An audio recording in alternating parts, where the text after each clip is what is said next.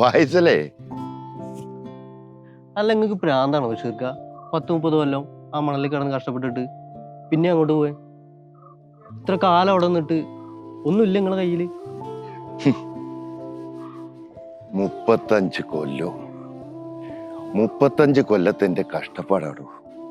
2 മക്കളുണ്ടായി, ഓരെ പഠിപ്പിച്ച് ഓരെ കല്യാണവും കഴിച്ച് ചെറിയൊരു പുരയുണ്ടാക്കി. അള്ളാന്റെ കൃപയോണ്ട് ഉള്ള കടവും പേടി. പിന്നെ എന്താ നിങ്ങളെ പ്രശ്നം? പിന്നെ എന്തിനാ നിങ്ങള് വിസ നോക്കണ്? അതല്ലടോ, അത്യാവശ്യം തട്ടിയും മുട്ടിയും പോവാനൊക്കെ ഉണ്ട്. പെരുന്നാൾക്ക് എല്ലാവർക്കും ഡ്രസ്സ് എടുക്കണ്ടേ, ഇഷ്ടമുള്ളതൊക്കെ വാങ്ങണ്ടേ, ഇഷ്ടമുള്ളതൊക്കെ ചെയ്യണ്ടേ.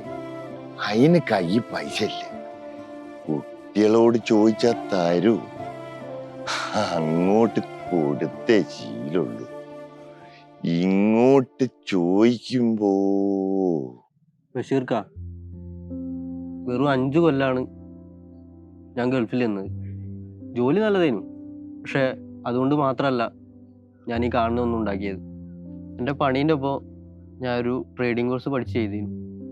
ഇപ്പോൾ നാട്ടിലെനിക്ക് സെറ്റിലാവാനായതും നല്ല രീതിയിൽ ജീവിക്കാൻ പറ്റുന്നതും ട്രേഡിംഗ് ഉള്ളതുകൊണ്ടാണ്.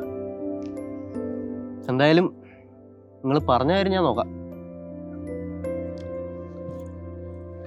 എന്നാ പൈസല്ലേ, ഞാൻ നടക്കുന്നു.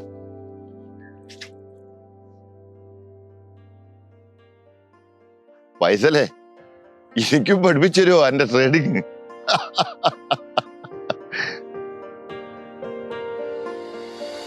Salam